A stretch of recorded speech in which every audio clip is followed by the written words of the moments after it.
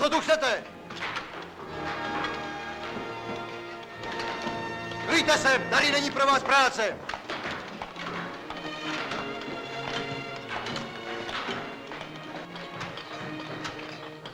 Johanko! Ale já hned zas musím jít, paní vyhubovala. Tak co, Stašku, ještě nic?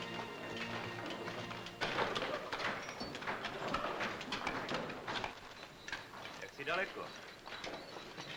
A náš Martin zas pracuje po svém. Proč se nedíváš na model? Tohle je královna nebes. Jemná, vznešená bytost. A ty děláš nějaké venkovské děvče. Ale něco na tom je. Není to špatné, holku. Je vidět, že pracuješ s láskou. Však on taky je zamilovaný. A ta, to je ona. Hezká.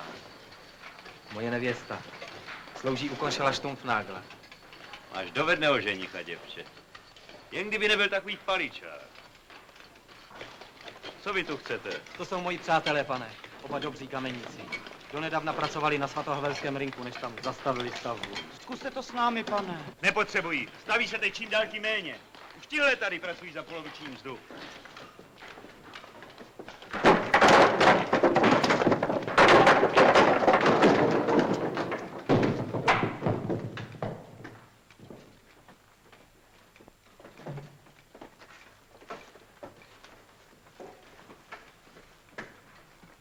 Je po něm.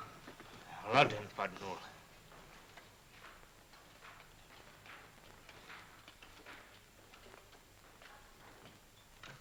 Jednoho člověka!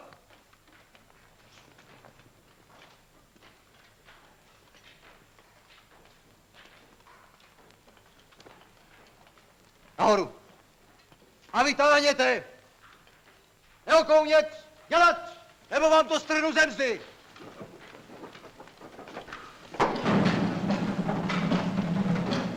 Poslyšte, představé! Slyšte, příčníci! Pojďte kupovat všemocné papežské odpustky! Dívejte se na tu maškarádu. To je farář Peklo. Hrozil mi, že dá mého tátu zahrabat za hřbitovní zdí. Vydřel ze mě poslední groš. Ještě mu to bylo málo. Tady je. Pojďte se mnou. Hej ty! Kde máš ty peníze, co jsi mi dlužen? Musel jsem zaplatit pekaři. Tedy pekař je ti milejší než tvůj duchovní pastýř? Ta holota nemyslí na nic jiného než na jídlo. Polož sekiru a pojď sem. No, bude to?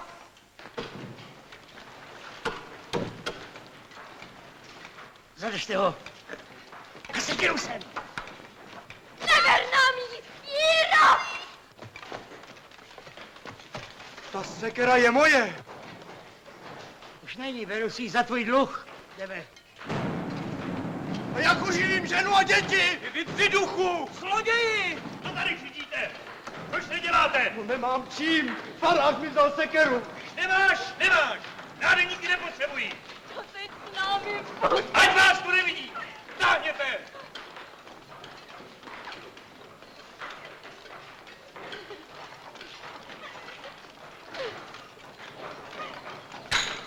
Ten má taky měsíc místo srdce.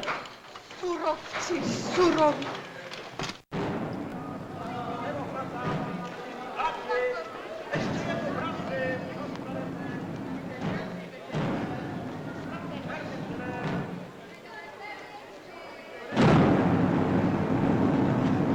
Dejte, křesťané, na spásu duše své. Dejte grošíky, které si nikdo stejně do hrobu nevezme. Podívejte se na hadího muže, bez páteře a bez kostí. Dejte udržet vzácní páni.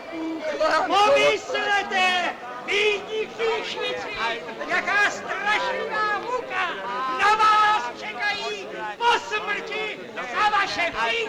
Nás peklo straší staré baby. Podívejte se, jak mu čouhá čertovské kopyto z kleriky. Ale neždoufejte, papež se nad vámi slitoval a posílá vám všemocné odpustky. Který papež? Je jich asi kopa. Ten pravý, římský, Jan 23. Je ten, co ho loni zvolili, aby byl do třetíte všeho dobrého. Dá kopu českých grošů, tomu odpustí milostivý Bůh 100 dní pekelných mukočistce. Ty jsi dobrodinec. Ten, kdo má peníze, přijde do nebe. A my s prázdnou mošnou rovnou do pekla, viď? Aby ti zhnil tvůj rouhavý jazyk. Se palčí, máme vyhnat ty svatokupce? Počkej. Své duše, neotálejte. Vidíš to, mistře Stanislave? Na takový lístek vám potvrdíme, kolik jste si zakoupili milosti.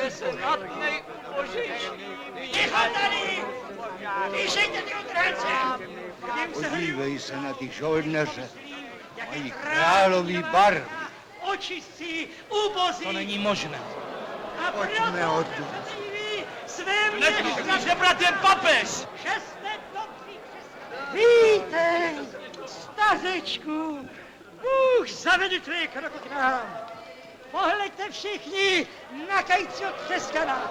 Ten chudák nám přinesl vše, co má. Já je nesu na trh velební pane. Jedni odpustí. Ty zloději! Vrať mi mou sekeru! Lidi, to není služebník boží, je to lhář! Jak může slibovat odpuštění hříchů? Jen Bůh může odpouštět hříchy. Maminko! Hásko kacířská! Slyšíte je? Mluví z nich hůz! Ano! Ústa na vás! A cíti z Betléma! Hůz na tady!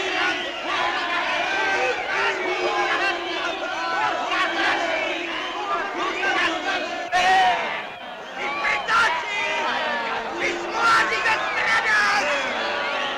Však my ho už brzy umlčíme. A to vaše kacířské hnízdo, ten tetlem, zavřeme a rozboříme. To byste si přáli. Nevykle pavuce pekla, patrona Čech a Husa! Syna jeho jediného, jenž je počat z ducha Lucifera a narozen Matěla!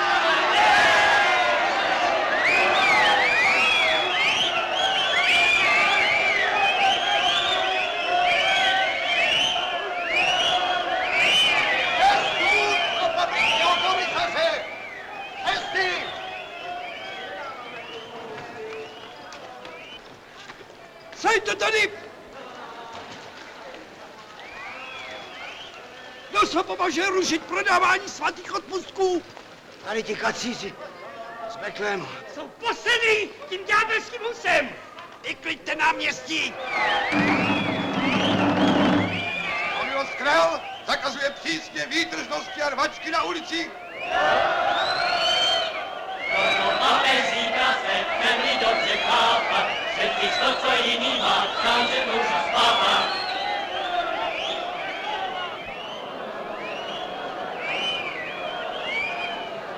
Martine, měla jsem o tebe strach. Takový zakazují mistrovi kázat. Však on je neposlechne. Já umlčet nesmějí! Pojďte, půjdeme k němu a zeptáme se ho. Pojďte, půjdeme. Ať ví, že všichni příjem stojí.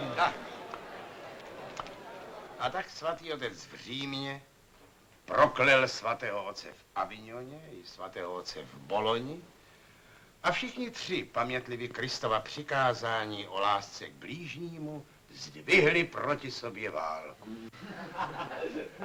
Proto papež loupí věřící kramařením z odpustky.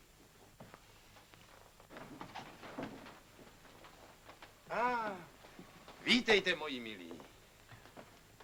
Rádi bychom s tebou mluvili o samotě. Pojďte dál. Pro dnešek končím, přátelé.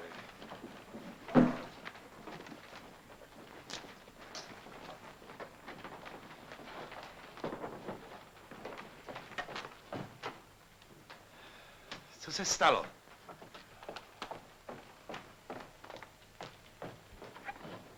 Nevíš? Pražský lid se zvedl proti odpustkům. Všichni čekají, co k tomu řekne naše vysoké učení. Naší povinností je kupčení z hříchy veřejně odsoudit. Ano, ale král Václav to zatím povolil. Bojí se Říma. Ale já nechápu, jak může královo stanovisko změnit náš úsudek. My se přece řídíme pravdou, jak nás učí písmo. To je správné, ale poštveme tím proti sobě krále. Je tvou jedinou mocnou oporou proti arcibiskupovi. Teď nemůžeme proti odpustkům vystupovat. A nejlépe by bylo, kdybys na nějaký čas přestal vůbec kázat. To nepřestanu. Teď, když se Řím zavřít betlemskou kapli, kde se káže mateřskou řečí lidu, kde Čech se cítí Čechem, odkud slova pravdy zní po celé vlasti, jak bych nyní mohl mlčet k tomu nejhoršímu. Bez krále nezmůžeme proti církvi nic.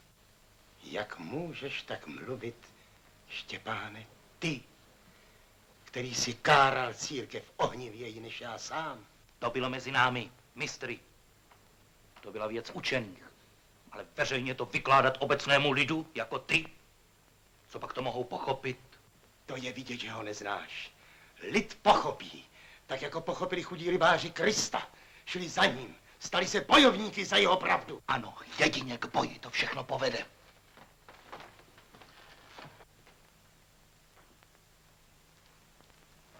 Mistře Stanislave, ty jsi první vedl mé kroky na cestě k pravdě. Nikdy ti za to nepřestanu být dost vděčný. Co ty mi radíš? Co já mohu říci, stařec nad hrobem? Oni mají hroznou moc. Poznal jsem ji na sobě. Zdrtí každého, kdo se jim vzepře, synů. No tak se máme dívat, jak Řím vydírá a ochuzuje náš lid, jak všechno bohatství naší země plyne do ciziny. Nechápeš, jaký požár zakládáš? Myslí, jak hrozně to může všechno skončit. Z toho vzejde rozštěpení národa. Rozštěpení národa je a bude. A nevěřím, že by mohlo být uspáno. Jedno pomni, synu. Matěj z Janova mi lid skromně říct, že všichni reformátoři církev jenom kárali a chtěli ji napravit.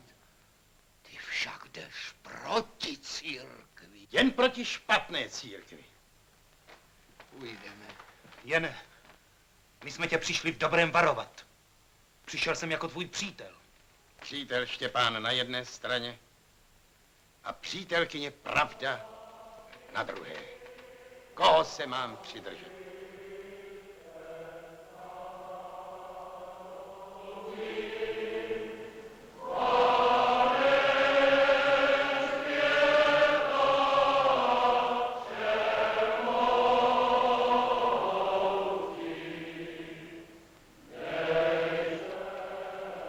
Slyšíš? A ty chceš, abych před tímto lidem zapřel pravdu a oklamal jej? Lid! Pícha tě žene! Lid je ti nade všecko a nevidíš, že se řítíš do propasti. Mluví z tebe žárlivo, Štěpáne. Ty sám se ocneš nad propastí, budeš-li lidem pohrdat.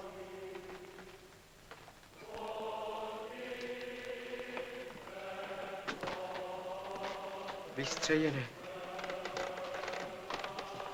Popy rozhlašují, že Betlém bude zavřen. A že už v něm nebudeš kázat. Milý mistře, naši dole se bojí, co učiníš. Synáčku, rozvaž v této poslední chvíli. Neposlechni, mistře. Neopouštěj nás. Farář Peklo dnes připravil jíru o živobytí. Ničemu ve, derou nás bez milosti. Kdo by se nás zastal? Nepřestaneš kázat, mistře. Jak bych mohl? Nestrachujte se. Dosud jsem šel s tebou. Teď půjdu proti tobě. Bratři a sestry, mistr Jan bude kázat! Bratři a sestry, chcete státi se mnou? Že vězte, že v Betlémě kázat nepřestanu, věrně se vás přidržím a s vámi vytrvám. I s tebou, tak si prosím, bude kázat.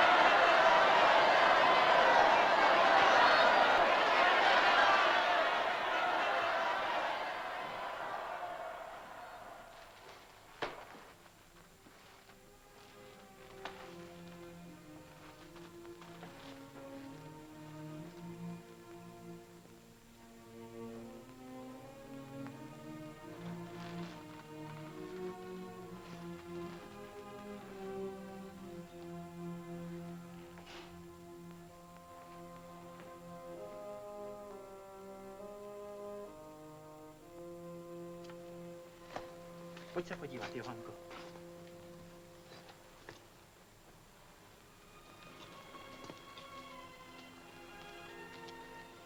Jak se ti líbí? To je krása. Ale Martine, co jsi to udělal? To jsem já. Ano.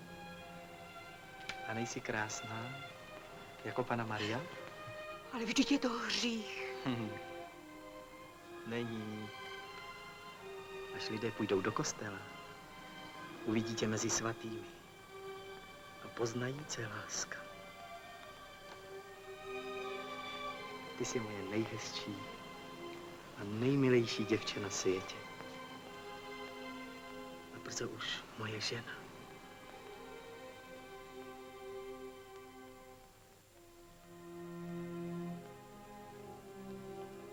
Písně stojí, že první budou učiněni posledními, poslední se pak stanou prvními.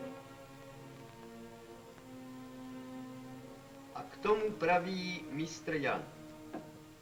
Hrozný bude soud nad vladaři světskými i posvěcenými, kteří uložili na lid zákony své místo zákonů Kristových.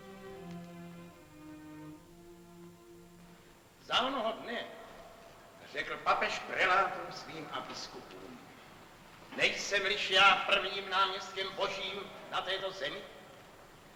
I odpověděli mu biskupové a preláti jeho: zajisté, ty jsi prvním náměstkem božím na této zemi, svatý oče. I řekl papež: a sluší se, aby náměstek boží na této zemi, biskupové a preláti jeho, byli bez peněz? I odpověděli všichni: zajisté, to se nesluší. Usmál se papež a řekl: čeho je nejvíce třeba prostému lidu hříšnému? I povstal jeden biskup tlustý jako káť a odpověděl: odpuštění hříchů, svatý oče. I rozkázal papež: vyjděte tedy do světa a prodávejte odpustky. Čím více jich prodáte, tím lépe a veseleji nám bude. Tak jako hejno krkavců snesli se na tuto zemi prodavači odpustků, aby tu vyklovali kdejaké zrnko zlata nebo stříbra.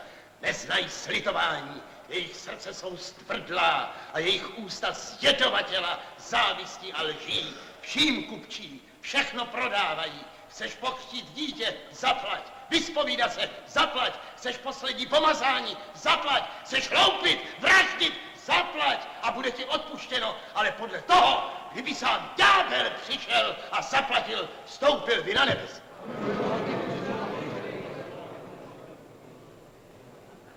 A za peníze vydřené takto z křesťanského lidu jen obchody své provozují.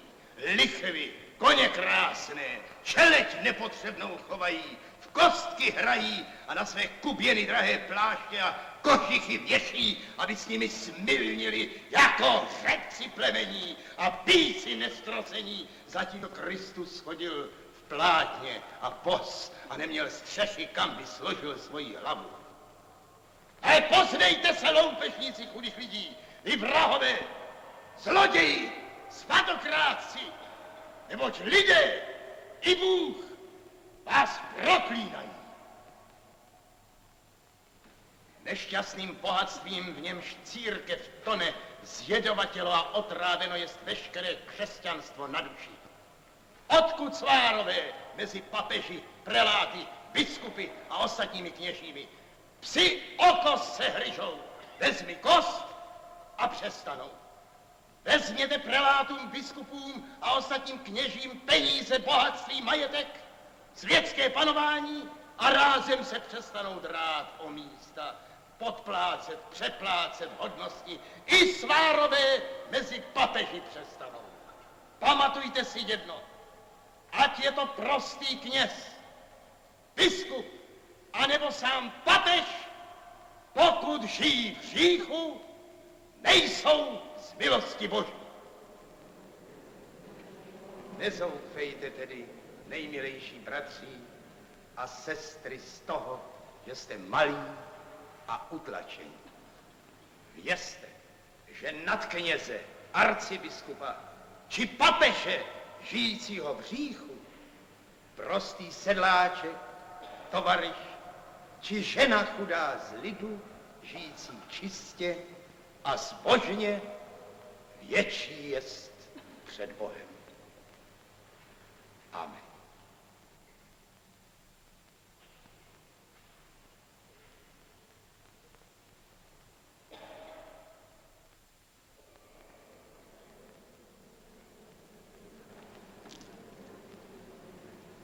Jako když se bouře přežene a po ní je čisto a jasno v duši. A takového muže chtějí umlčet. A tuto kapli zavřít, rozbořit. Toho král ani já nikdy nedopustíme. Tak tedy není vůle Boží, aby jedni byli bohatí a druzí chudí.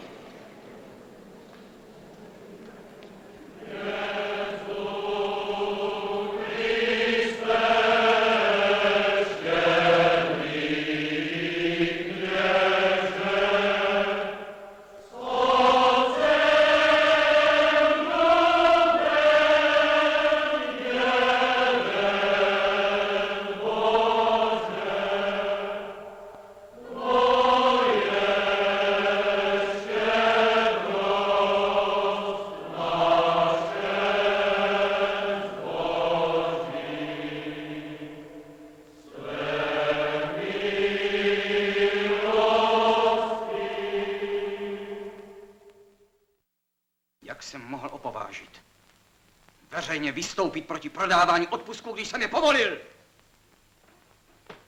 Chce na nás poštvat Řím? Však, králi, teď jde o korunu. Královská milosti, svatý otec, kardinál Dají, vysoká učení v Paříži, v Boloni, v Lipsku se už od Čech odvracejí, jako bychom byli stiženi morem. Musíš útočit, kmotře, jinak se neubráníš. Do Čech se nevrátí klid, dokud Hus nebude umlčen. Nedotýkej se mistra Jana. Vždyť ty sám si byl jeho přítelem. Ano. Bloudil jsem. Avšak nyní jsem se kajícně vrátil dolů na matky církve. Ze strachu o svůj úřad a o faru. Můj pane, nevěř člověku, který se zpronevěřil svému přesvědčení. Dokud Hus káral panstvo a kupce za jejich rozmařilost, to nad něj kazatele nebylo. Když však začal kárat kněze a preláty, tu jste z něho udělali kacíře. Hned, jak jsem ho slyšela poprvé, cítila jsem, že mluví pravdu a neohroženě ji chce hájit proti všem. Ty se vždycky přimlouváš za betlémského kazatele. Je to zvláštní. Ty, chladná a přísná, jak se ti rozhoří oči, když o něm mluvíš. Rozhodně milostí má pravdu mistr Jan, že kořen všeho zla je v bohatství církve. Už teď mají polovinu naší země a za chvíli jim bude patřit celé království. Ať církev věnuje všechnu svou péči o duše věřících. Dnes jim v tom příliš brání světské starosti. Nejvyšší čas, aby se sešel koncil, který by zjednal v těch věcech nápravu. To je také vůle všech církevních otců i papeže. Ale vy, páni, mluvíte o křesťanské horlivosti a myslíte přitom na to, jak se zmocnit církevního majetku. Neobhajujte kacíře, který tu bouří pražský lid. Bude-li mít zde Hus nadále útočiště, uvalí svatý otec na Prahu interdikt. Ustaň, kněže. Královská milostí, mistr Jan Hus.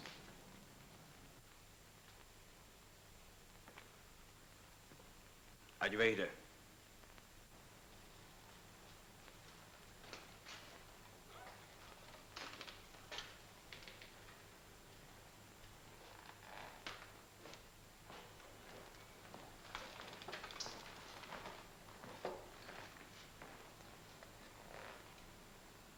Královská milosti, volal jsi mne?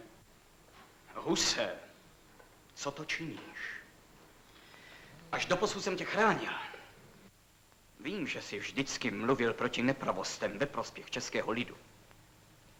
Dal jsem ti za pravdu, když se na pražském vysokém učení Němci už příliš vyvyšovali a vzal jsem jim právo 3 hlasů.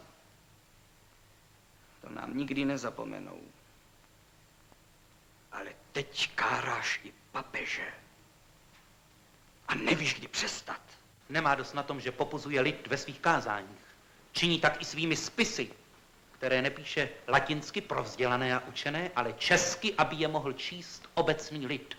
A dokonce proto zjednodušil české písmo, aby se je i ti nejprostší snáze naučili. A své žáky posílá mezi ně, aby je učili číst. A to je špatné? Chci, aby se každý mohl sám poučit z písma, co je dobré a co je zlé. Chci, aby každý se naučil poznávat pravdu svým rozumem.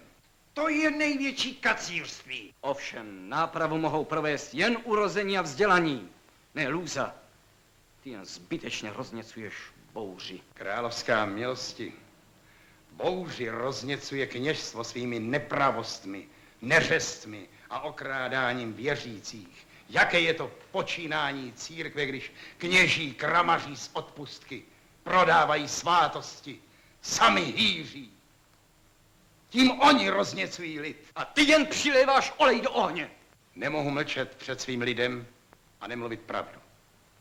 A chceš-li napravit zlořády církve, králi, učiň to rázně, rychle, než bude pozdě. Vždyť proto ti dal Bůh meč, aby svůj lid a pravdu bránil. Víš dobře, že jsem dal české zemi i českému lidu své srdce. Ale příliš dlouho jsem vám povoloval. Až mě Němci a papež připravili o císařskou korunu. One však mi hrozí. Doma se lidé bouří proti Římu a v Římě o mě rozhlašují, že Čechy jsou kacířské království a já, že jsem králem kacířů. Na to čekají, aby se na nás mohli vrhnout. Proto ti, Huse, kladu na srdce. zachovej míru ve svém kázání. Nebouři mi zbytečně lid. Umlčím. Bez milosti umlčím každého, kdo mi ho bude rozvracet. Jděte mi z očí! Všichni! Nebude-li v Praze klid a pořádek, srazím vám hlavy!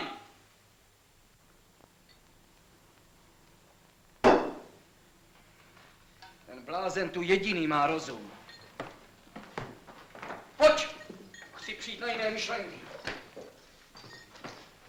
Teď tedy máš, co jsi chtěl. Varoval jsem tě včas. Neposlechl si. Pamatuj si, vším, co se stane, si vinen ty sám. Milý mistře, kdyby všichni stáli proti tobě, já ti věřím. A doufám, že král se vzchopí a nedovolí Římu, aby rozkazoval v naší zemi. Děkuji ti, královno.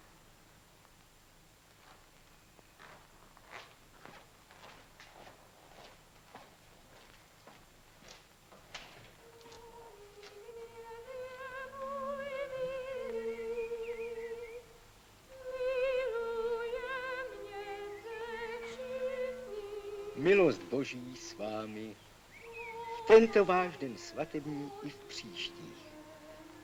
Svobodně jste se rozhodli a svobodně kéž při sobě zůstanete po mnohá léta až do dnů vašich posledních. Buďte si navzájem jako knihy otevřené a buďte si vzácní pro lásku, kterou máte v srdcích. Lásky si pak na týné važte, neboť je v ní neskonalá milost poznání života. Pak bude váš život šťastný. Amen. Váš mistr Jan. Vzpomněl si na nás. Co čenicháš? Betlém, nežváň. Vy, manželé hezký, dej vám Pán Bůh štěstí, aby se vás nechytili nikdy žádné stezky. Aby se ti, Johanko, lehce po světě chodilo. Ty jsou krásné. Děkuju ti. Když tedy soused začal, tak já se přidám. To je ode mne. Jerto, ten je hezký. Mošna prázdná, kapsa děravá. Nic neumím než kámen tesat. Tak jsem ti přinesl dárek od Pána Boha. Jsi hodný chlapec, Stašku. Děkuju ti. A já nejstarší naposledy. Děvenko, otcově svatby jsem to zavítí schovávala. Prosínkovu nevěstu. Ale tebe mám ráda jako vlastní dceru. Vezmi si to. Co vy mi všechno snesete. Buď v něm hodně šťastná. Máš hodného muže. Tak, ať vám chutná a myslete si, že je to pečeně. Jdi a řekni, ať jim tam dají víno. Venku se něco děje, všude plno lidí. Nechci nic vědět. Raději se podívej tamhle. Že by se radši hned vdávala, víš? Já? To tak, aby mě muž pak doma zavíral na zámek. Máš pravdu, nevdávej se. Napij se se mnou, pořádku. Počkej! Pojď sem s tím.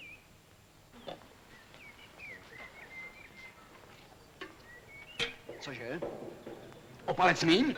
Ničemu. To ve spěchu, pane. Hned to dolej. A tu hlinovou. Nebo tě posadím do koše a dám tě vykoupat ve Vltavě, ty ničemu, šedíři. Děkujeme ti, pane, ale proč nám to dáváš? Možná, že jen sobě pro radost. Na tvé zdraví a dobré srdce, pane. Naštěstí naší krásné české země, která rodí takové pěkné dcery, jako je tvoje nevěsta. Venku zase rojí tak chátra. Člověk, aby se bál vyjít na ulici. Běda. Svatba, svatbička a poženání až na věky amen. Jistě budete pamatovat tento slavný den na církev svatou. Zloději, teď mi neutečeš! To jste vy? Vy kacíři! Vy co pak tu žebráš? Na chlas nebo na své panečnice? Mlč! Máš hámpejs na Novém Městě, dobře jsem tě poznal. Co se to odvažuješ? Pokání malé učiníš. 7 dní budeš uchráněn před pokušením ďáblovým ve věži. Doliješ ten sud vína ve svém břichu vodou. Ty mě nemáš co rozkazovat. Nepodléhám nikomu, než arcibiskupovi. To arcibiskupovi? To je v Čechách pánem! On či já? Král. Milost. Konej svou povinnost. Je tvůj. Hlavu dolů. Holim, utíkej, bez hlavy. No k moci králi. Dosad budou dorsýma žalovat. Hej, víno sem! A celý mě!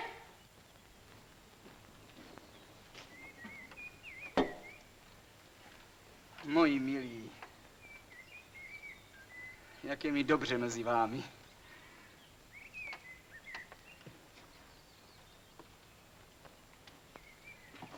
Krásný den. Hej, šenkýři, zbuď toho šumaře! Čemu máš svou píšťalu? Tu máš a hrej, až ti buben praskne. Ženichu, jako tvůj král mám právo na první tanec. Panu nevěsto?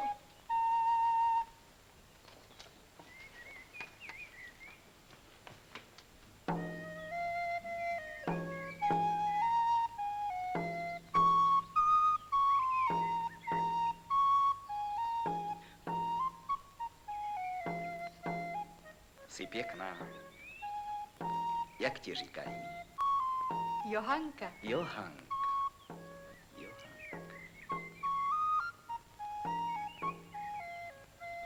Johanko, zdát se mi bude o tobě. Spát nebudu. Tvou tvář bych dal vytesat do kamene a do chrámu bych ji postavil jako panu Marii.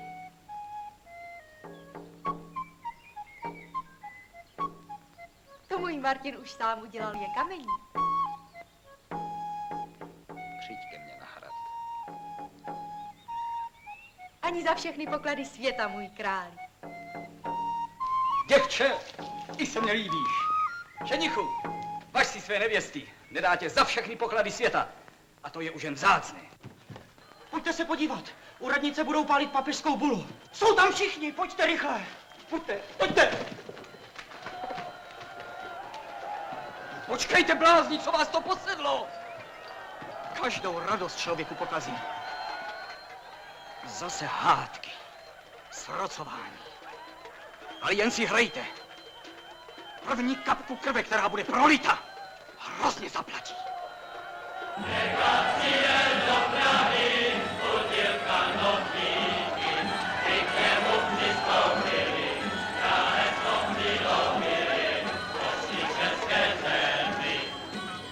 Kupte svaté odpustky, kupte, prodám lacino. Můžete vraždit, svilnit, loupit. Vše vám bude odpuštěno jen, když zaplatíte. Vy jste kulu, kterou vyhlásil prodávání odpustku sám. Antikrist, jej se prohlásil papežem Janem 23. Jeho pravé jméno však je Baltazar Kosa, známý námořní lupič, vrah, pravič a krvesmilník.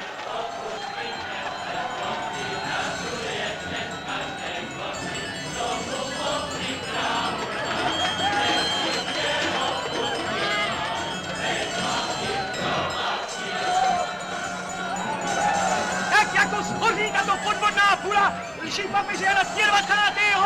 Ať schodí v pekelném plameni všechna moc a pýcha hříšné církve! Tovaryši, pojďte! Vyženeme kupce z kostelů!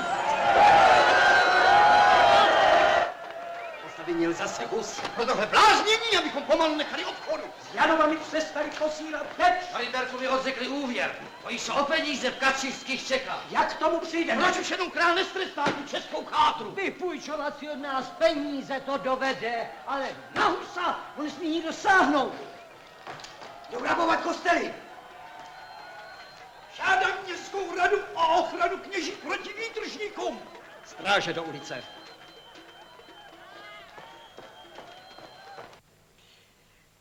Drazí v Kristu, věrní křesťané, přistupujte k nám s měchci otevřenými a kupujte odpustky pro spásu duše své, neboť papež je Bůh zemský a může udělovat odpuštění hříchů i muž.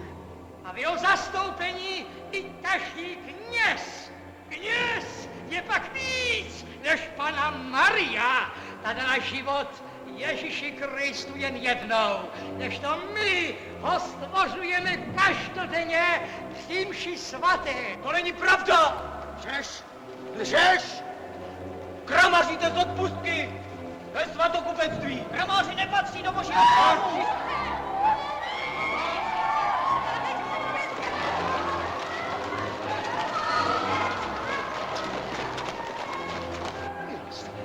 Milost!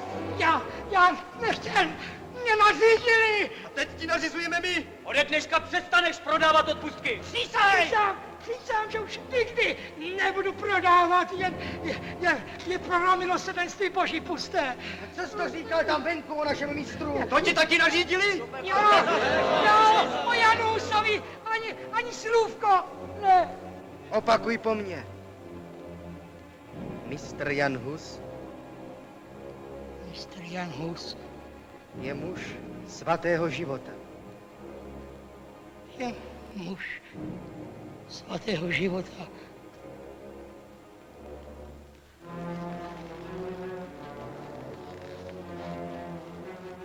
Utíkej! Ty pivný žoku. Vyžeňme ty kramáře! Tovaryši! A teď k svatému Jakubu!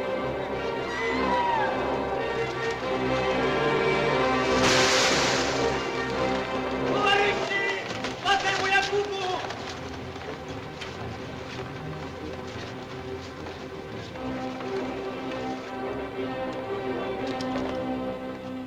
Tam ti tři. Ti je vedou. Vezměte je.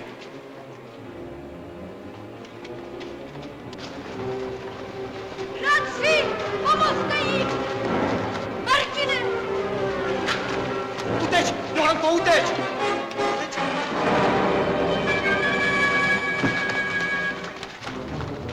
Dejte je do želez! Na cíře! Na cikatory!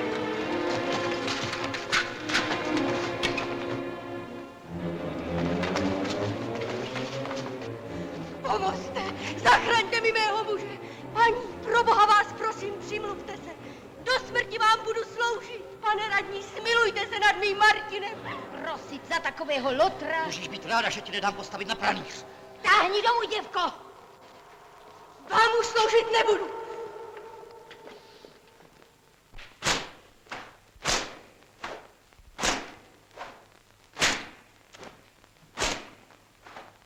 Je mi vás líto. Jste tak mladí. Ale církev svatá je plná milosrdenství a jistě vám odpustí, budete-li se kát a přiznáte, že jste byli svedeni tím kacířským husem. Nerozumíte? Papež prodává odpustky, aby měl peníze na válku. Potrestáme je na hrdle. Pro výstrahu.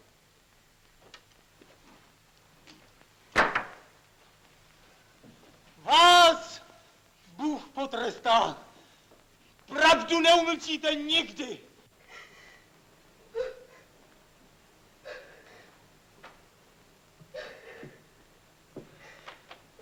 Kam je odvedli? Na radnici. Neboj se. Postarám se, aby si se co nejdříve setkala se svým ženichem. Mám takový strach. Nepláč.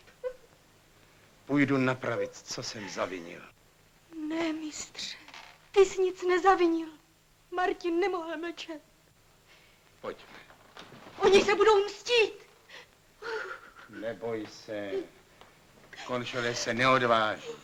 Chtějí nás jenom podstrašit. Těm mládencům nesmí být ublíženo. Ty je zachráníš.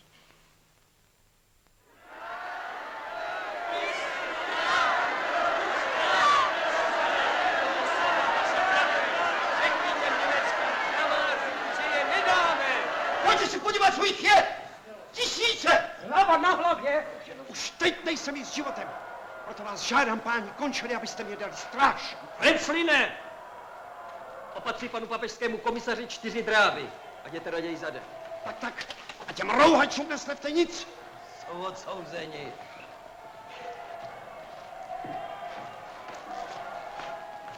Je to pravda, že chováte ve vězení 3 mládence, které jste jali v Týnském kostele?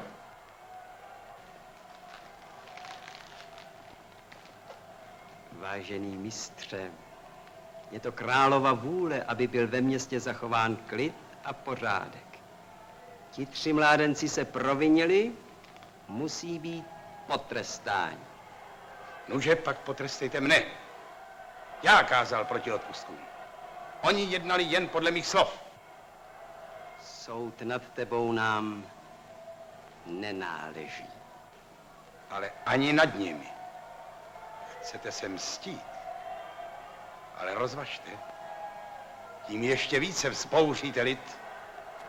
Ti tam se nehnou a nedopustí, abyste mládencům ukřivdili. Vy nechcete? Tedy půjdu a ohlásím to lidu. Hrozíš? Nehrozím. Jen varuji. Vy víte, co je rozhněvaný lid. Až tam venku začnou zvonit k šturmu, pak vás ani vaši běžicové neochrání. Až vyvrátí vaše pobytá vrata, až se vlámou okny a střechou, až osadí radnici, pak oni sami budou soudit. To pro pokoj města. Není možno zrušit rozsudek. Nikdo ho neruší, ale počkejme. Propuste je. Moudře učiníte. Není možno jim tak povolit. Snad by stačilo, kdybychom odložili vykonání rozsudku. To nestačí. Dejte jim milost. Nuže tedy dobře, mistře. Učiníme to, ať neradí. Ať mají milost. Ale také ty, mistře, za to něco učiníš. Řekneš lidem, aby se rozešli.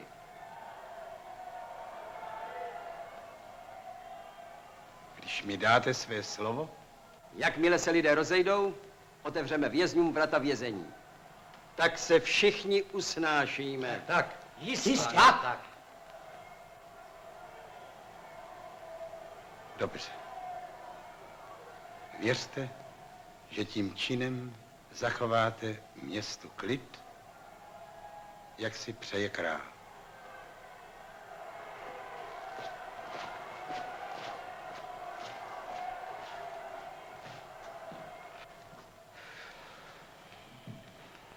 Škoda, že jsme si ho tu nemohli nechat. I na něj dojde. Nestačí mu, že vyštval Němce z vysokého učení. Ten by nás chtěl vypudit i z radnice.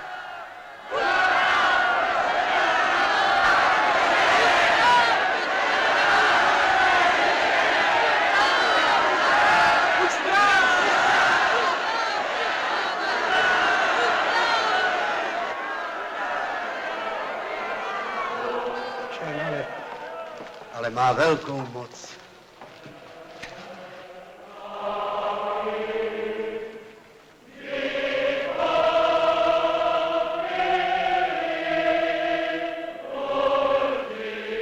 Renclin!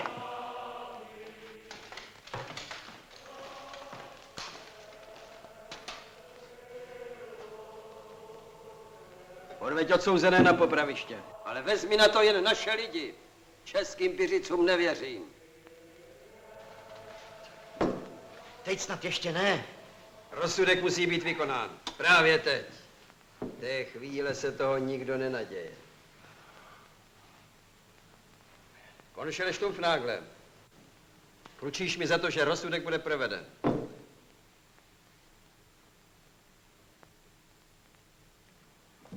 Rychle.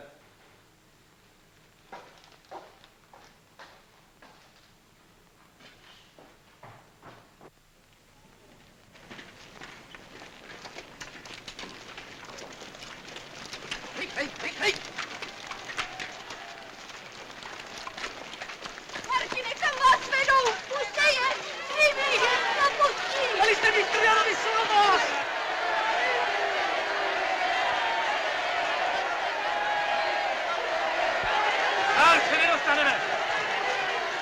Střelejte sami! Tady na místě! Okruhu! A rychle, rychle!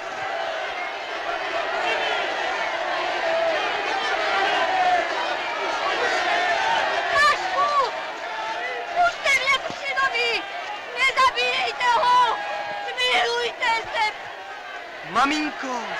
Nežměte můj život a jeho! To mluvil on! Mluvím já! Já také! Puste je! Jsou nevinní! Vy jste rytíři boží, připravte se již k boji. Dítě moje! Chválu Boží ku pokoji. Statečně Martine!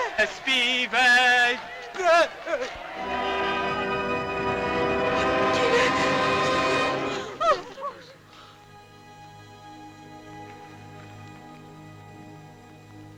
Tak se stane každému, kdo by se něčeho takového dopustil. Vy vrahové! Zase mě také, já byla s nimi! Mou hlavu si vezměte! Bratři, nebojme se umřít za pravdu, jako ti to mučedníci. Vezměte mne! Já s nimi vyháněl svatokupce! Zapte mě! Zapte nás všechny! Podejte! Vy přizbavějí! Bratři! Na ně bijte je!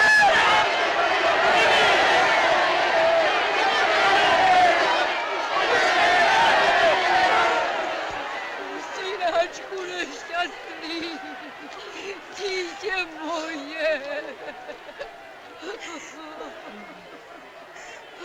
Bože můj, jak je to možné? Myslela jsem, že je zachráníš. Kdo by tušil, že poruší slib, že se odváží takové vraždy. Martin, miláčku.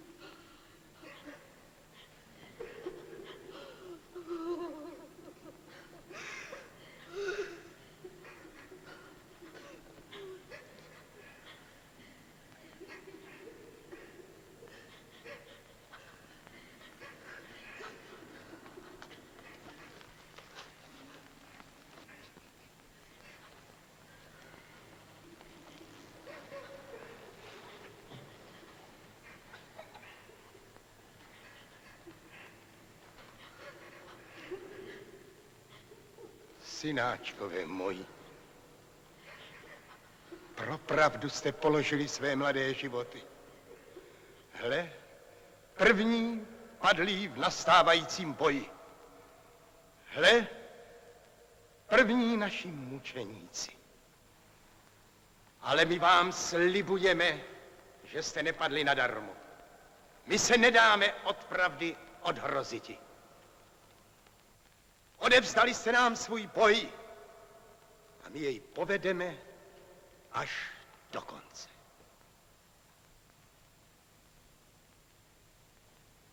Já, Jan 23., sluha služebníku boží, vyhlašuji na Jana Husa nejtěžší církevní klatbu jako na pobloudilého kacíře. Nikdo mu nesmí podat chléb, ani vodu, nebo přijmout pod svůj krov.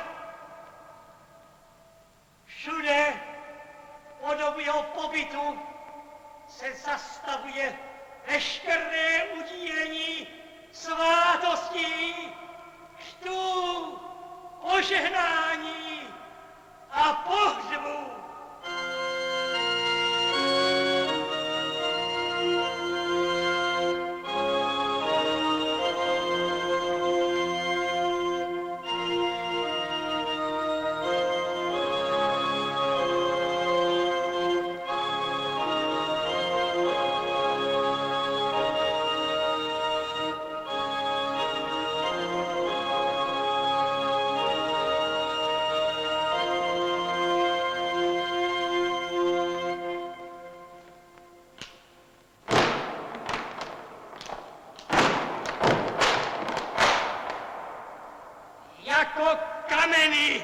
Ať na tebe dopadne naše prokletí v místě, kde se právě nalizáš.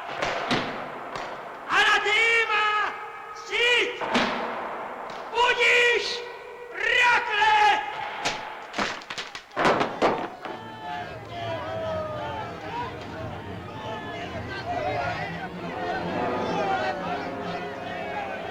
Němci táhnou na Betlém! Do ohniska cířem! Kacířské hnízdo! Kacíři! Hradci Brnaně!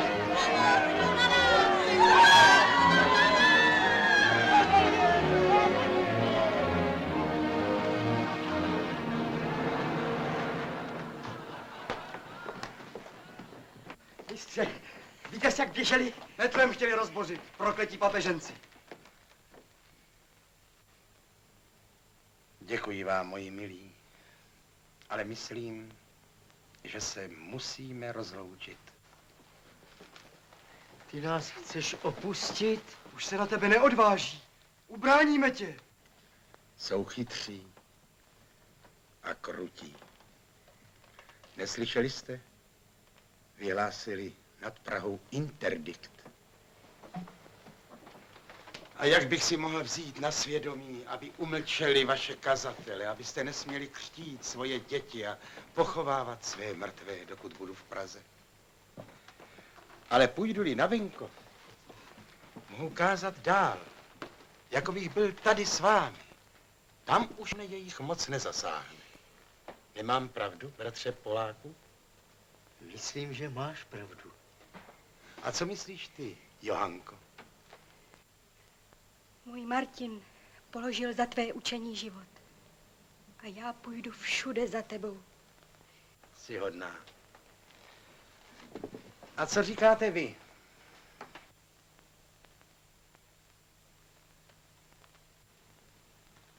Nerad se s vámi loučím, děti moje. A děkuji vám za vše, čím jste mi byli. O jedno vás jen prosím, abyste od pravdy nikdy neustupovali. Stůjte při ní věrně a nedejte se od ní nikým ani nikdy odvrátit. Čekají nás těžké zkoušky. Ale pravda nakonec zvítězí.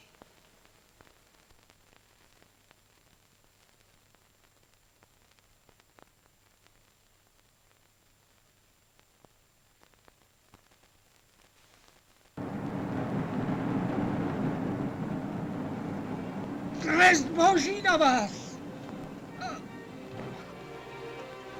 Slutuj se, důstojný pane!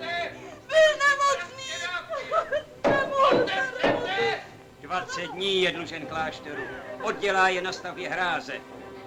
A 20 navíc za to, že se nám drze přepřel.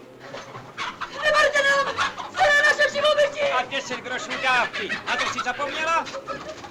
Zloději, lupiči nekřesťanští. Odveďte ho. Šimone! Neberte mi muže! Jak uživím děti!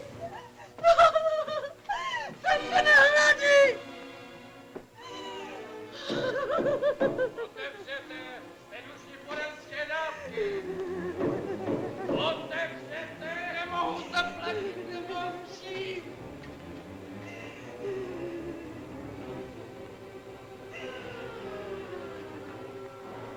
Neplač, pomůžeme ti. Takový život radši ležet v hrobě. Za co nás Bůh tak trestá? Bůh nás za nic netrestá. To zlá vrchnost. Říkal to nějaký kazatel. Neslyšeli jste o něm? Chodí po vesnicích. Celé zástupy za ním putují. A zlou vrchnost prý nemáme a nesmíme poslouchat. Je prý to hřích. Je to hřích? Kdo to řekl? Jan Hus. Jan Hus. A když klatby jsem nedbal, tu všechny pražské kostely pozavírali a všechny zbožné Pražany od služeb božích odháněli. A tu k vám jsem přišel a k vám tu promlouvám. A jestliže oni vám praví, pronásledujte ho, chopte ho, neboť není kdo by ho ochránil, já pravím vám, nedejte se nikým uhroziti. Toto jsou zajisté jen předehry, ale po nich přijde boj. A bude to boj všech věrných Páně proti nevěrným jeho. Všech poctivých proti nepoctivým. Všech tištěných proti utiskovatelům. Amen. Papežský legát kardinál biskup z Lódy.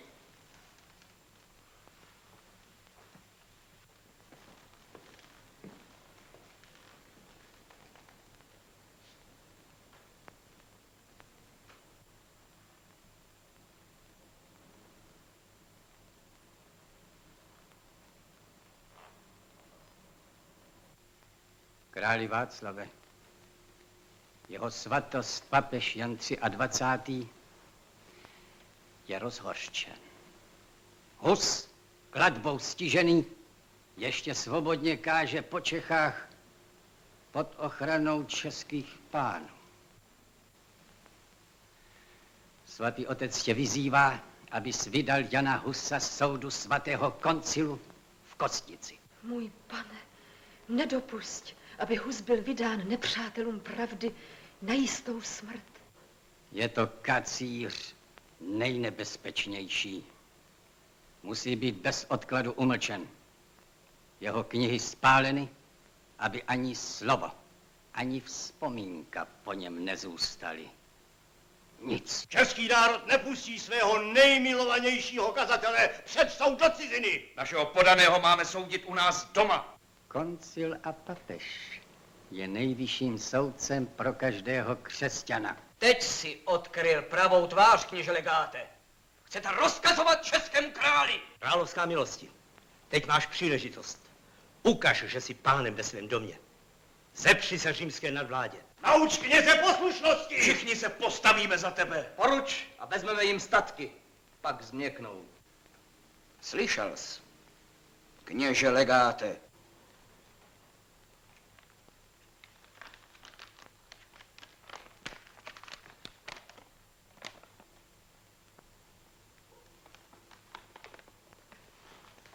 My, papež Jan 23.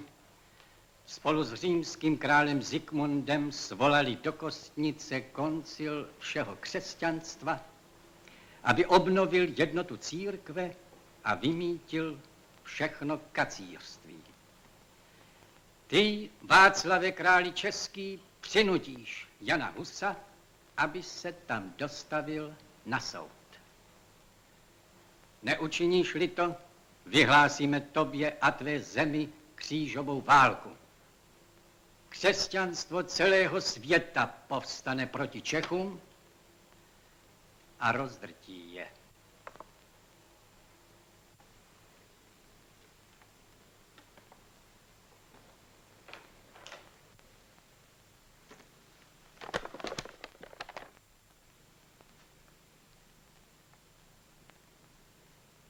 A Zikmund píše,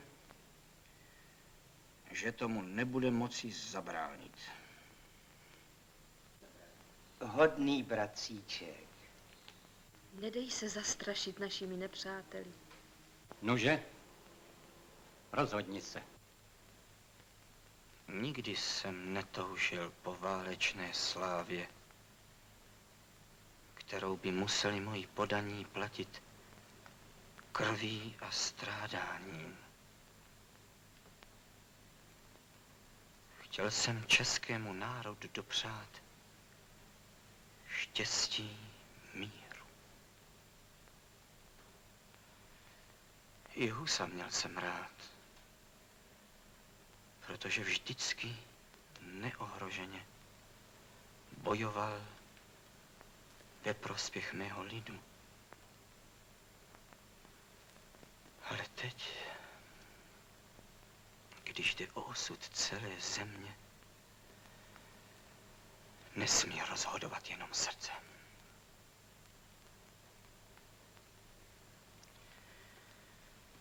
Hus jistě bude vědět sám, co má učinit.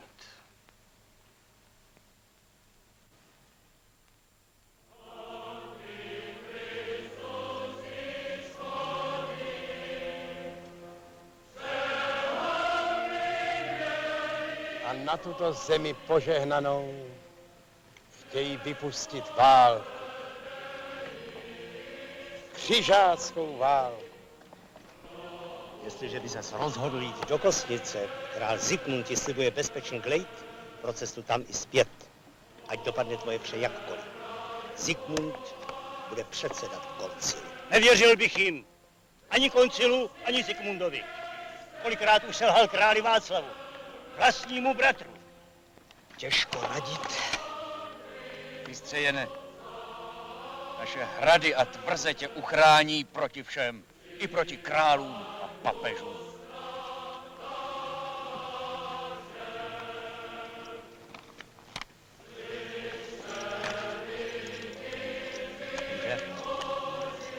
Jak se rozhodneš? Jaké rozhodování? Slyš? Tvoje píseň, mistře Jene. A moje odpověď.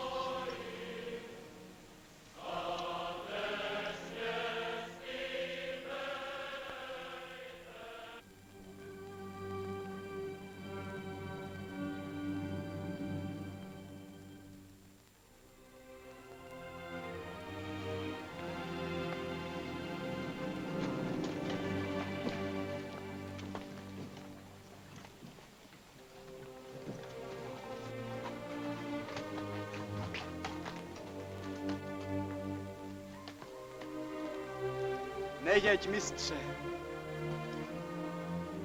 Poslyšte, moji drazí. Do města Kostnice byl svolán koncil všeho křesťanstva, aby napravil církev.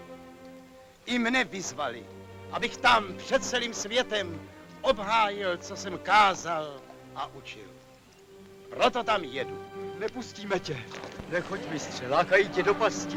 Nevěří. Odsud se obhajuj. A my odrazíme všechny útoky na tebe. Budou tam všichni tví nepřátelé. Ale budou tam i takoví, kteří se dají pravdou přesvědčit. A rozvažte sami, co je cennější. Můj život tělesný, či slova pravdy poznané, která pak už nikdo, žádné násilí z paměti lidu nevyrve.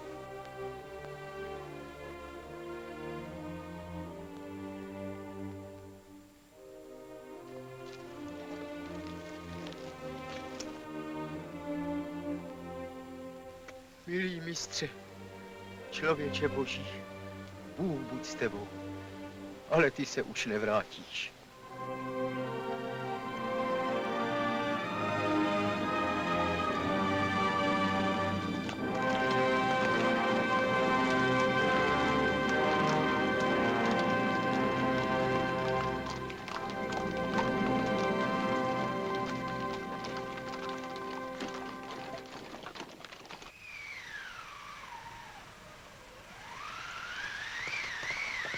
O den napřed jel před Husem papežský posel.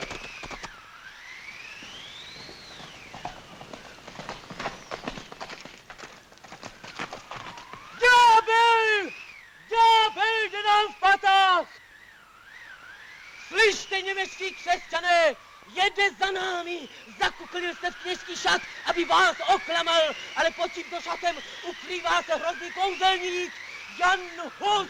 Pod jeho zrakem stisne mléko matek a muži ztratí svou sílu. Varujte se pohledu na něho, zavřete své příbytky a ukryjte své děti, neboť v jeho podobě je ukryt sám arcisatanáš.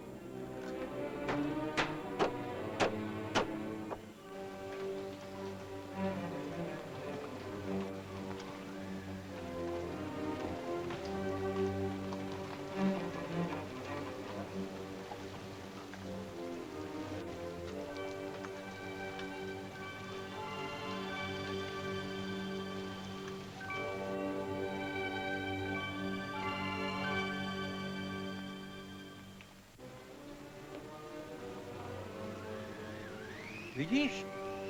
Kříž ho nezahnal. Ani do pekla se nepropadl. Požehnej, pane, pokrmu našem. Amen.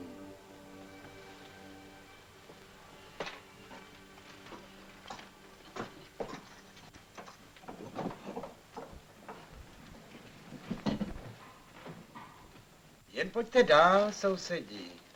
Neostýchejte se.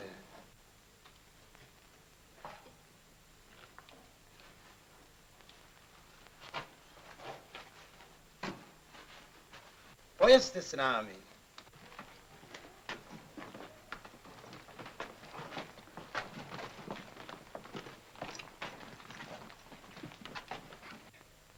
Ale posaďte se.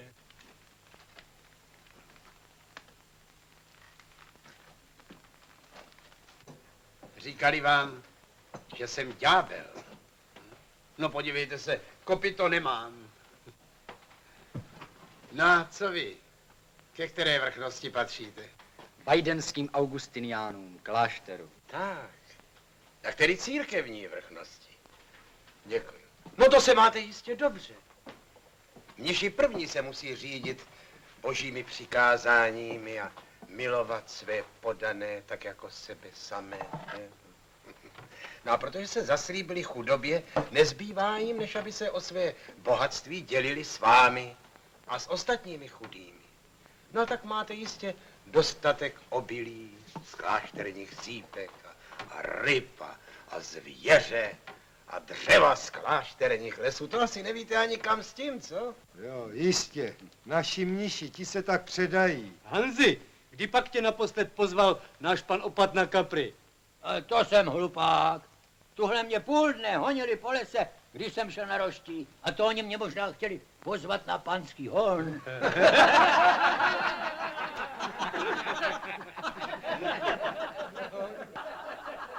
Důstojný bratře neodsuzuje. Mluví, co jim slina na jazyk přinese, ale jsou to dobří lidé. Vím. Však jsme si hned porozuměli. Každá vrchnost požaduje práci a platy. A ty když křtíš těmto sedlákům děti, anebo pohřbíváš jejich neboštíky, bereš a žádáš od nich také za to peníze? Já?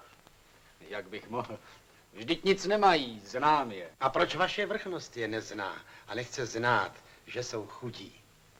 Proč z nich dře desátky a honí je po robotách? Oni přece nic nemají, než svůj nuzný život a dřou na několik líných mnichů, z nichž každý má takové bohatství, z něhož by desítky rodin mohly být až do smrti dobře živí.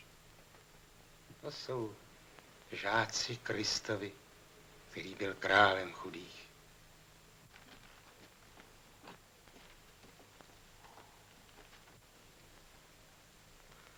Podaní mají pracovat, vrchnost poroučet. Tak je to určeno. Pravda. Bůh nám všem ustanovil vrchnosti, ale dal nám také v písmě svatém svá přikázání.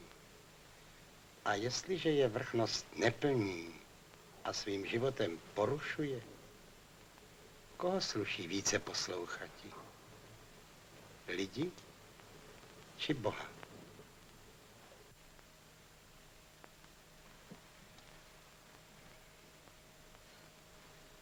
Nikdy jsme na něco takového ještě nepomysleli. Co to má být? To je zvyk ještě z doby, když jsem byl hladovým žáčkem. Tenkrát jsem si vždycky dělal z chleba lžíci, abych měl čím nabírat hrách. Tu lžíci jsem pak ovšem vždycky snědl. Tenkrát jsem měl jenom smysl proto, abych byl brzo knězem. Měl dobré bydlo a roucho a byl lidem vzácen.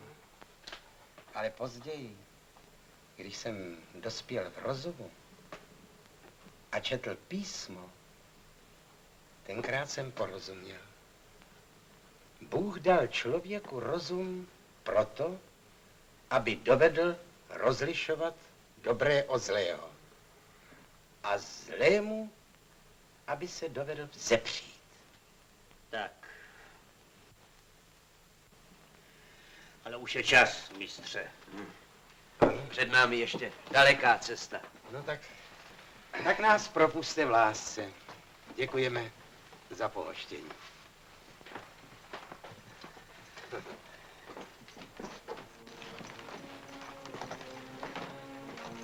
A přemýšlejte o tom, co jsme si to řekli.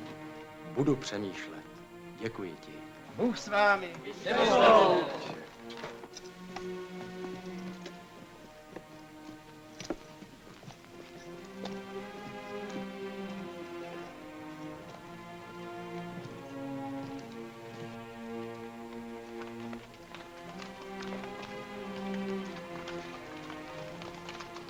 To je svatý muž.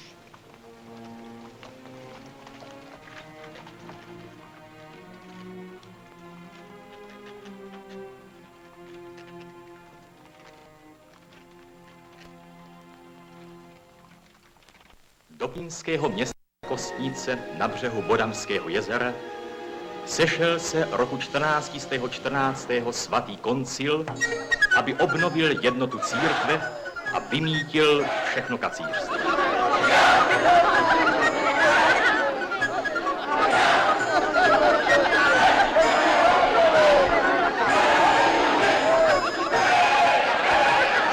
Malé městečko ožilo nevídaným ruchem, růzností jazyků a neslýchanou hříšností, a tak je nazvali Babylonem národu. Všem čtoucím do Kostnice se dostaví před soud tvrdošíjný český kacíř, prokletý Jan Hus. To o tobě, mistře, vyvěšují žalobu. Podepsání? No ovšem, tím a Štěpán Páleč, ti si pospíšili. Bývalý přítel je vždy nejhorší nepřítel.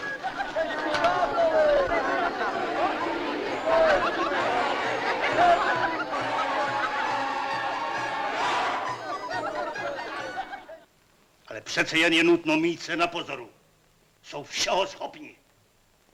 Proto se nemohu dočkat veřejného slyšení, kdy budu moci volně promluvit k uším všeho křesťanského světa. A pak ať mě potká již cokoliv. Vejděte. Odpust, mistře. Nějaké poselstvo. Chtějí k tobě.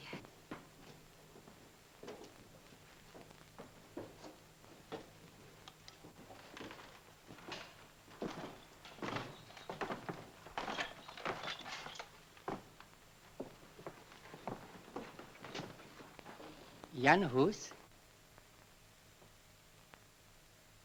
Jsem burkmistrem města Kostnice, které má v tobě vzácného hosta, mistře. Byl jsem požádán nejdůstojnějším otcem, biskupem z Lódy, abych ho k tobě přivedl. Přináší ti poselství od svatého sboru kardinálů. Ne poselství. Pozvání. Rádi by s tebou pohovořili.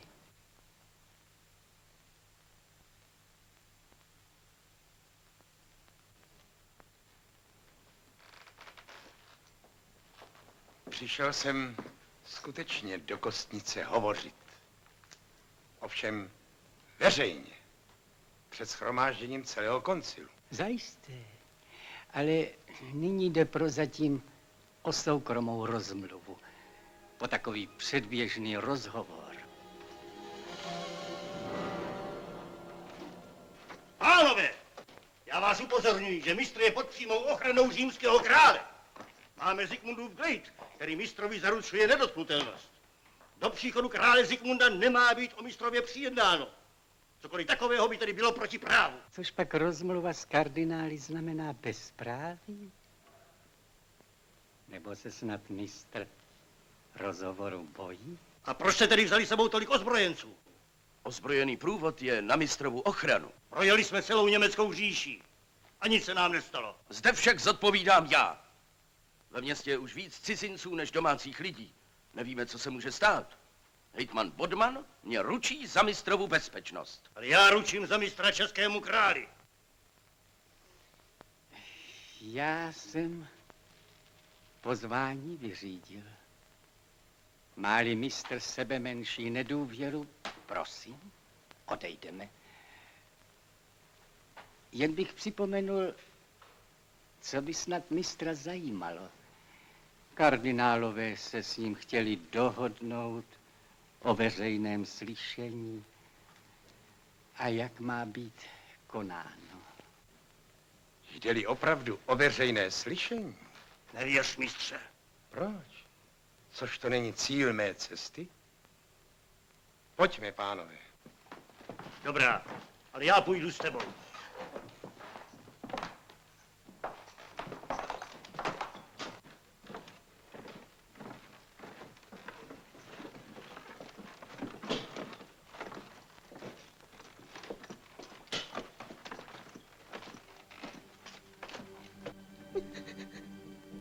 Jdi z cesty.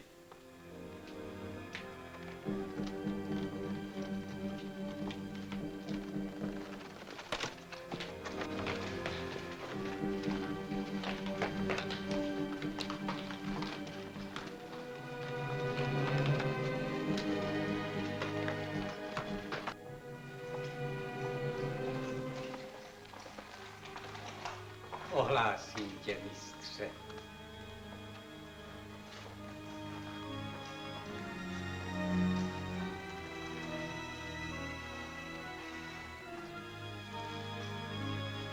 Nehnu se od tebe, dokud si tě zas neodvedu domů. Zbytečně se strachuješ. Dosud mě chrání král Zikmund. I papež.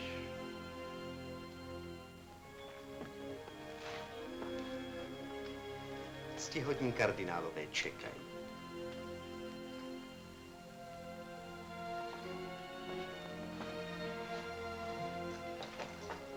Co to má znamenat? Urozený pán nemá na Jana Huse čekat. Mistr se tu zdrží delší dobu. Zrada! Ústaně papeži! papež ustoupil vůli svatého sboru kardinálů.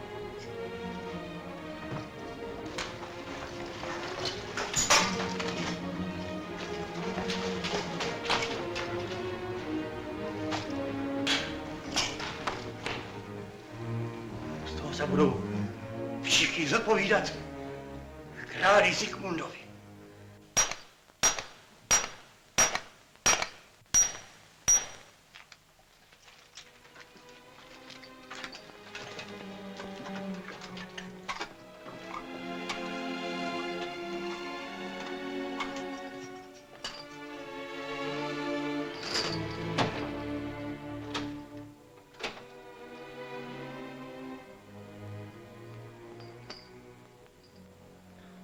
Prosím vás, abyste se nelekali, až uslyšíte o mé smrti. Nedejte se uhrozit nepřátelskými hrozbami a nebojte se ani bolesti, ani utrpení. Věřte, že také já před hrozbami protivníků necouvl a žádného článku jsem neodvolal.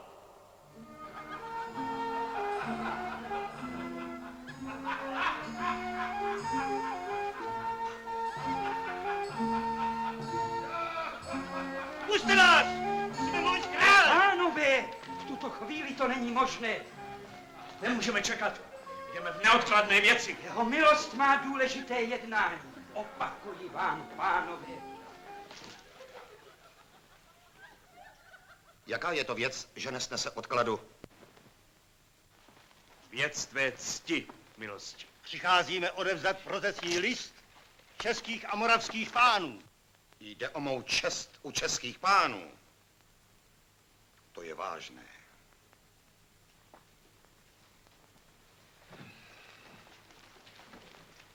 No, čtěte.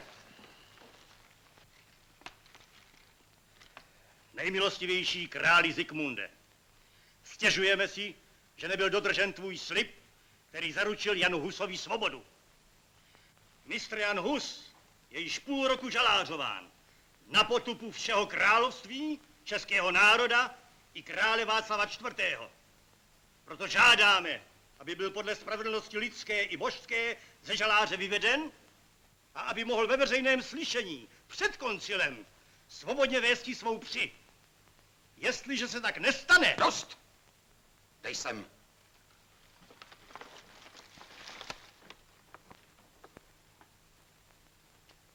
Tak vy hrozíte. Nehrozíme, ale varujeme. A chceš-li, nejmilostivější pane, jednou vstoupit do Českého království jako jeho vítaný dědic? Pak musím tancovat podle vaší pišťalky. Sám svatý otec zaručil Husovi naprostou volnost. Svatého otce jsem dal včera zatknout. Pokoušel se utéci před soudem svatého koncilu. Tak vám se nelíbí, že jsem nedodržel slib? A kardinálové mi vyčítají, že jsem kacíři vůbec neměl slibovat ochranu. Vy asi nevíte, že stojíte před římským králem. Právě proto čekáme od tebe královskou spravedlnost.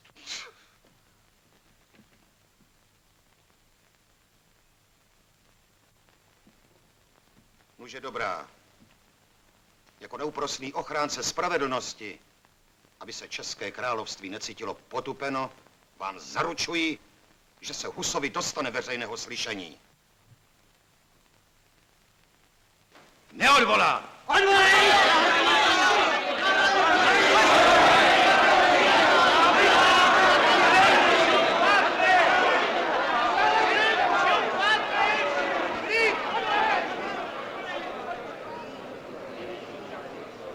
Domníval jsem se, že je lepší poctivost a řád v tomto shromáždění.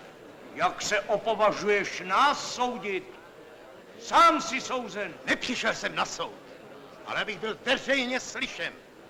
A kdybych se byl sám dobrovolně nerozhodl přijít, nikdo by mě nedonutil. To je pravda. Jsem jen prostý rytíř, ale troufal bych si uhájit mistra Jana celý rok na své tvrzi. A třeba i proti králi. Vidíte je? To jsou oni! Takovým morem nakazil celé Čechy! Je to kacíř! Zatvrzelý kacíř! Nepřišel jsem hájit zatvrzele své učení. A jestliže jsem pochybil, prosím, přesvědčte mě z písma. Rád uznám svoji vinu. Jak se odvažuješ chtít disputovat se svatým koncilem? Není v tobě špetka pokory.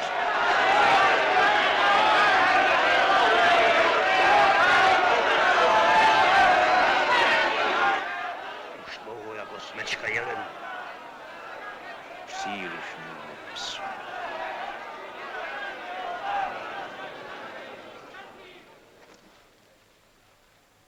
Jene Huse, dal jsem ti glejt, abys bezpečně jel. Glejt ovšem nechrání před soudem. Také toto slyšení jsem ti vymohl, ale jak špatně odplácíš. Stále chceš poučení. Buď přece rozumný. Chceš být moudřejší než celé toto svaté shromáždění církevních otců? Všichni ti říkají odvolej. Co ještě chceš víc? Nejmilostivější pane a králi, děkuji ti za glejt i za toto slyšení. Sám jistě znáš jejich cenu, ale nemohu odvolat, co jsem neučil. A proč nechceš odvolat bludy, i když si některé, jak říkáš, neučil? Já bych se jich na tvém místě klidně zřekl. Což jsi nekázal, že je třeba kněžím odejmout statky i důchody? Písmě stojí. Chceš pozit řád světa!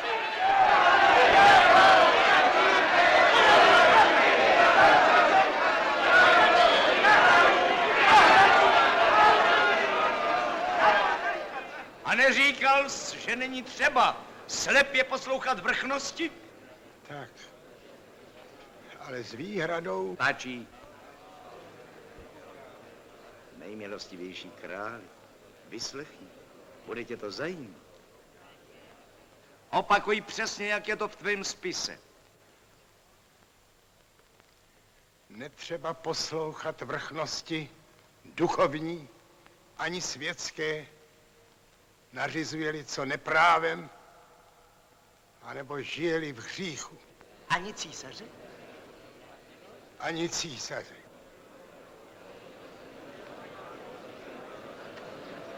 Kdo pak, synu, žije bez hříchu?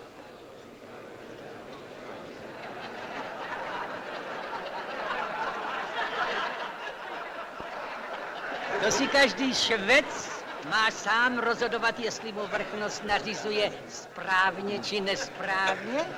O tom nerozhoduje švec, ale přikázání písma svatého. K tomu pak, abychom ho správně užívali, nadal Bůh člověka rozumem. Slyšíte? Rozumem, prosím! Ne vírou, ne poslušností církve svaté, ale rozumem! Vzpoura proti autoritě církve. Ale vždyť vy sami jste se Janu 23. s poklekáním klaněli, nohy jemu líbali, nejsvětějším ho nazvali, ačkoliv jste věděli tak dobře jako já, že je to hanebný vrah a svatokupec. Nedávno jste ho potupili, spoutali a odsoudili jako kacíř. Že ti potom, že ty koncil tohle rozkřikoval mezi sprostí lid. Ano, to je asi můj největší hřích. Je pln pýchy a nenávisti. Neznám horšího kacíře nad něho.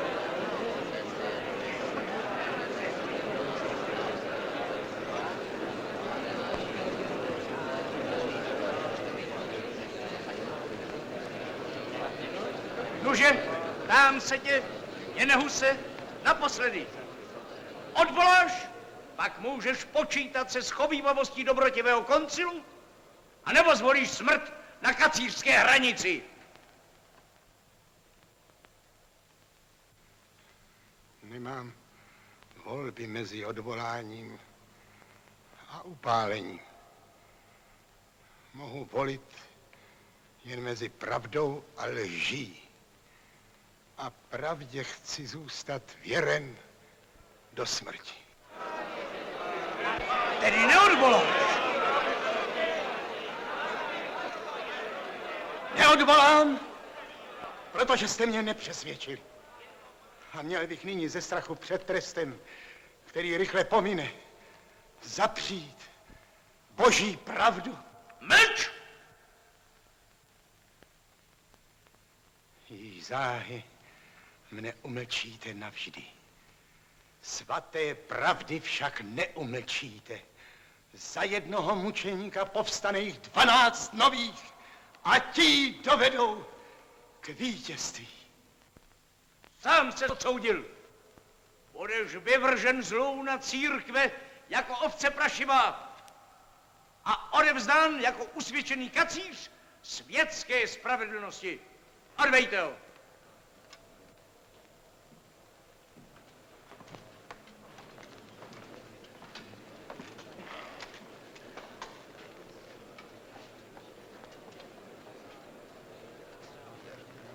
Prohlašuji, že vše, co jsem svědčil proti mistru Janu Husovi, jsem vypovídal bez osobního záštivu či obžalovanému, jen dle pravdy a k větší slávě církve svaté. Jestliže nedonutíme Husa, aby odvolal, udělají si z něho ti čeští kacíři mučeníka.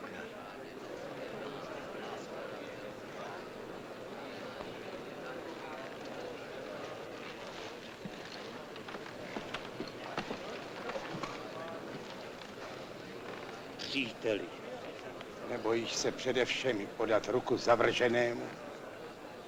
Mistře nejdražší.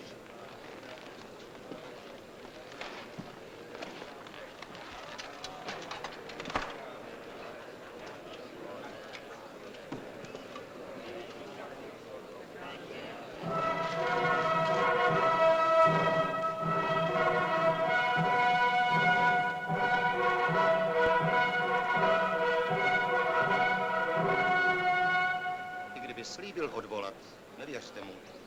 Kdyby se vrátil do Čech, vzbouří celé království. Znám je. Buď upálit, nebo žalář na dosmrti.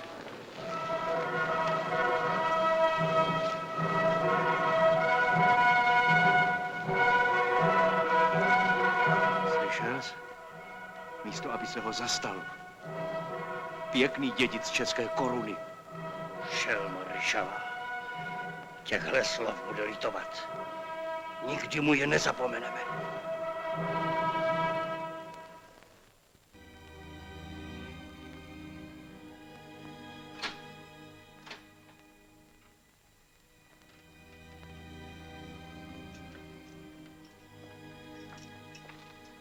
Nemáš nějaké přání, mistře?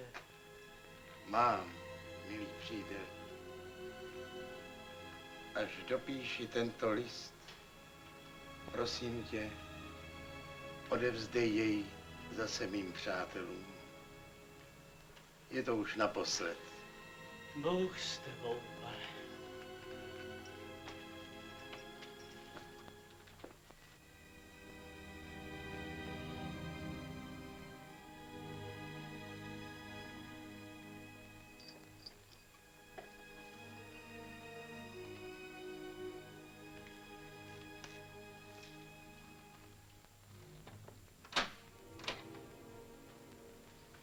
Volal jsi mne?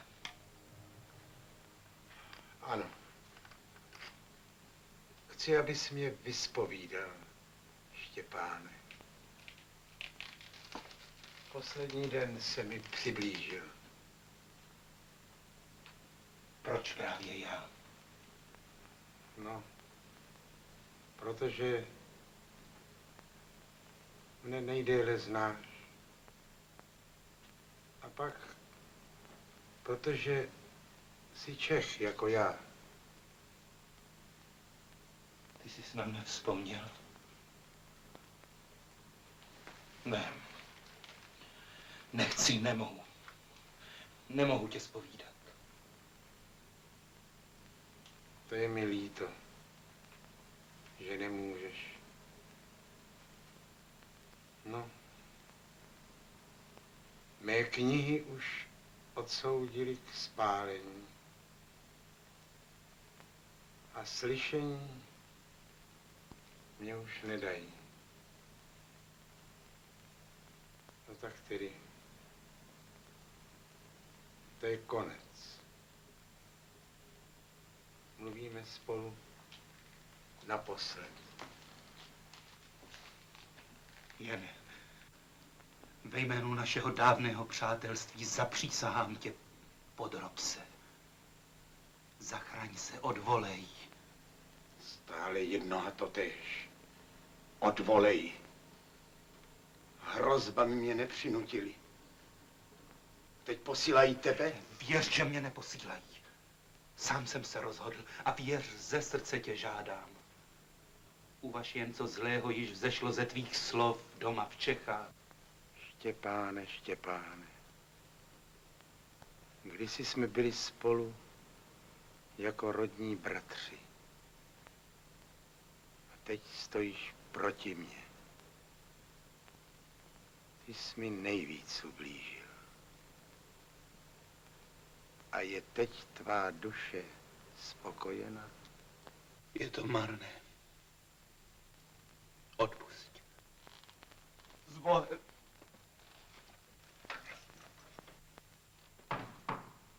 S Bohem, Štěpáne.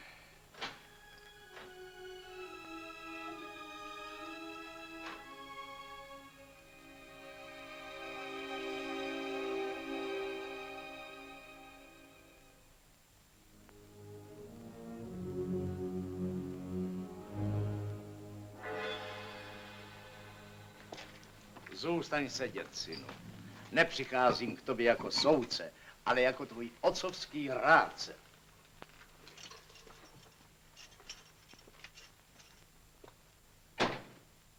Zde mohu mluvit jinak, nežli tam před shromážděním. Chci si s tebou promluvit jako člověk s člověkem. Líbíš se mi, jsi statečný muž, učený, ryzího srdce. Bylo by škoda tvého života.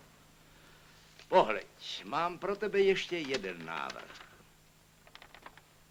Toto odvolání se nijak nedotkne tvé cti. Je nejmírnější z mírných, aby si viděl, že nejsme tak krutí. Podepiš a zachráníš si život. Jaký by to byl život, když pomyslím, jak hrozně bych tím pohoršil svůj lid, za který jsem mluvil. Co pak tě pýcha oslepila? Neslyšel jsi, že jsi odsouzen? Nevidíš své okovy? Ty netoužíš po svobodě? Ne. I tak jsem svoboden. Mohu se svobodně rozhodnout. A já se rozhodl pro pravdu.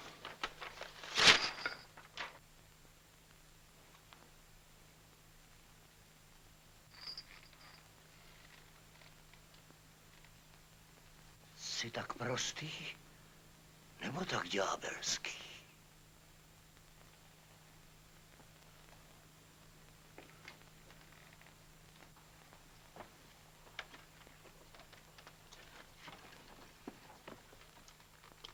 Nyní ti pomoci. Buď proklet!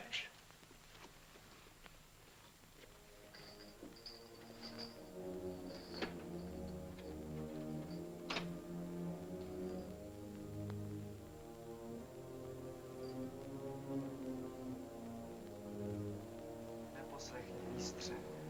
Neopouštěj nás. Kdo by se nás zastal? Můj Martin položil za tvé učení život. Nepřestaneš kázat, mistře. Jak bych mohl? Nestrachujte se. Bratři a sestry, chcete stát se mnou? Takže vězte, že kázat nepřestanu. Věrně se vás přidržím a s vámi vytrvám.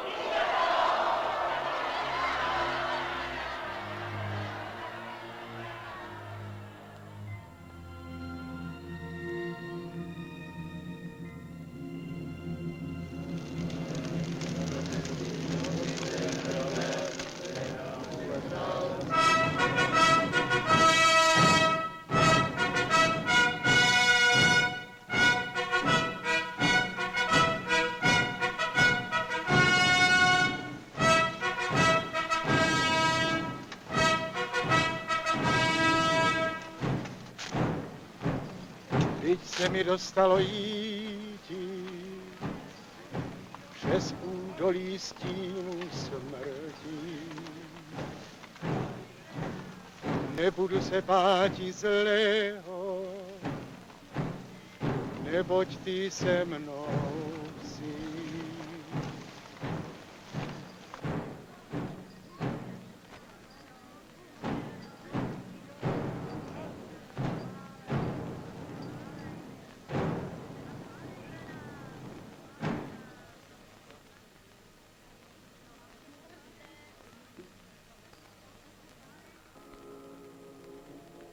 Nebudu se báti mnoha tisíců lidí, kteří se v úkol kladou proti mně. Vlastně začneme. Není třeba spěchat, pane maršálku. Stav ještě v poslední chvíli odvolá.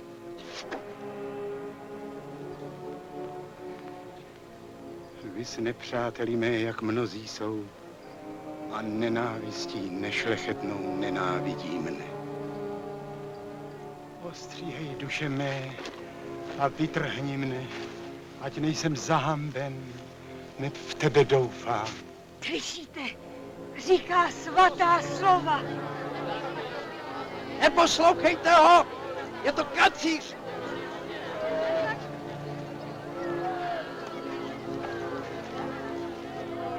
Bratři a sestry, nevěřte, že jsem učil bludy.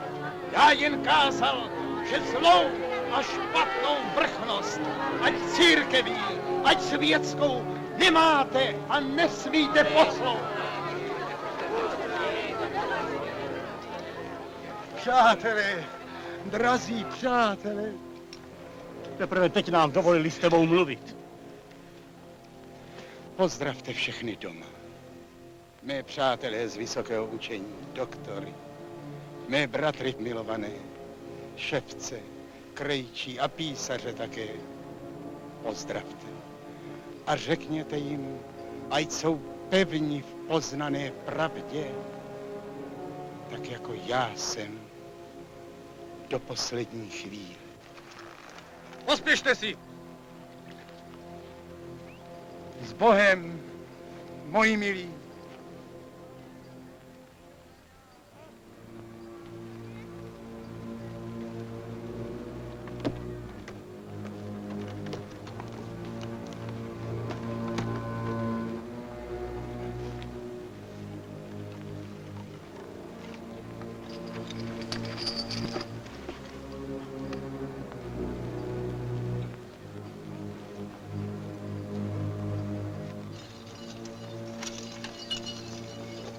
Naposledy tě vyzývám, Huse.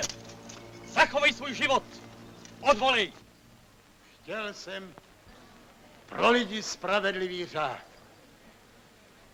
A na té pravdě, kterou jsem učil, psal i kázal, chci rád umřít. Skončete to!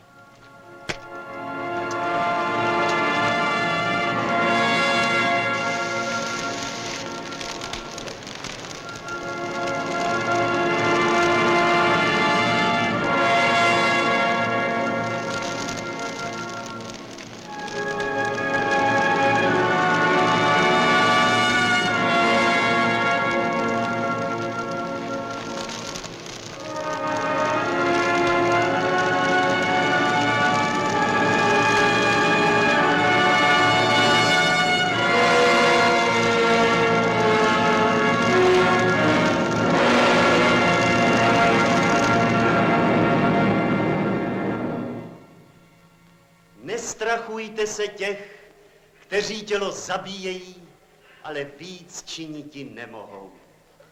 Jakož já, Jan Hus, stoje v předvečer smrti, jsem se jich nezalekl. Stůjte proto v poznané pravdě. Nedejte se nikdy a nikým od ní zapuditi. Služte pravdě, žijte pravdě a pravdu braňte až do smrti.